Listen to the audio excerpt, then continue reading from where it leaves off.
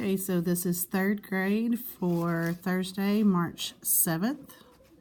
And the first question we're going to talk about is for number 5, and it is how many candles were in each box. So the one that is different on this one is normally whenever they have this type of Cubanacing question, they look for the word each, and they know that they think they're going to multiply. But where it's different is they're asking for candles and they already know how many candles total that they have. So because they already know the total, each is going to mean divide. So what you can do is just change up how many candles and how many boxes they have, and that will give them experience knowing to divide on that one. Once again, we have a distributive property where they're going to look at the 8 times 9. The 9 is separated into 5 times 4. The second step would be that you're going to distribute or hand out the 8 to the 5 and the 4. What they're going to be asked to do is multiply the 8 times 5, which is where they get the 40, and then the 8 times 4 and get the 32. And of course, that's going to be a different set of numbers, so if you want to practice that with your child. Number 14 is a question where they have a group of pictures, and they're literally asking them blank groups of a certain amount of stars, or even balls, or I don't know, ice cream cones, or whatever it is. This case, it was stars. So they're just asking them how many groups of 3 stars in this case. So just drawing a group of something, it seems like sometimes the wording messes them up. On the next page, number 3 is the next one on this one. And this one, it says something about it's 8:55. Our school starts at 8:55. They open the doors at 8:15. How much before school starts are they allowed in the building? So what I've told them, and on their paper they should have how many minutes, because they sometimes forget, am I supposed to give a time or am I supposed to give a minutes? So I wanted to make sure that they understood that they were looking for minutes. And once again, we are counting up the minutes, and we do it in that the bracket form. Number 6 is a fast fact, so just practicing that multiplication. Number 7 is an area question where they're doing, they should have in there on their paper is area unit squared equals length times width, which you can practice any different types of numbers to get the area, which this one was 7 times 3.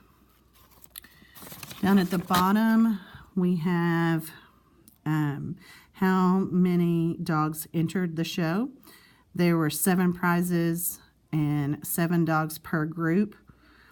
How many dogs entered the show? Changing the numbers, that one was each was the important word again.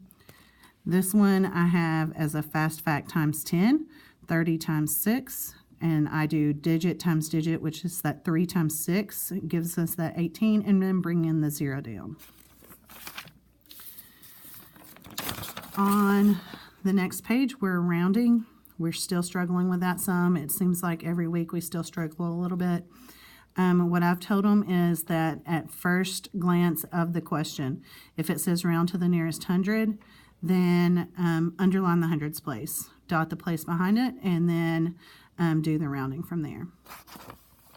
The next one is this one. They probably drew a rectangle on their page, just asking them how many of the pieces are shaded out of the total, and that would have been 1/4. You can draw any type of rectangle and ask your child to tell you how many are shaded out of the total. Please, please, please work with your kid on doing the borrowing or the regrouping. They still struggle with that. This one, the question states, which 2 numbers are equal and they will be at the same point. So where you can see where I have circled, it has a C and an E. For some reason, they mess up. Please go to your mom's room. I guess Ben needs to go home. They are looking for the C and the E that are located in the same spot. Not necessarily is it going to be a C and an E, but they're just looking for two letters that are located at the same point on the number line. On number 11, just adding. And on the last page, we're doing a fast fact with a missing factor and one of the multiplication where they're multiplying the parentheses first, and then we had this one ended with a fast fact times 10.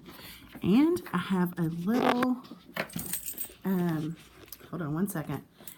I have a little extra for those of you that are watching. No, hold on. This is it right here. Hold on. Right here. Okay, so for those of you that are watching, hold on, let me get it where you can see it. Okay, it says my favorite fast facts. So 3 times 8 is 24, 6 times 4 is 24, 2 times 12 is 24. Make sure you keep this a secret. Shh. It's on your test on Thursday. Make sure you write it. It's not on the test, but make sure you write it somewhere on your test. Receive some extra points. Remember, don't tell anyone. This is only for the friends that watch my videos. So keep it a secret. See you tomorrow.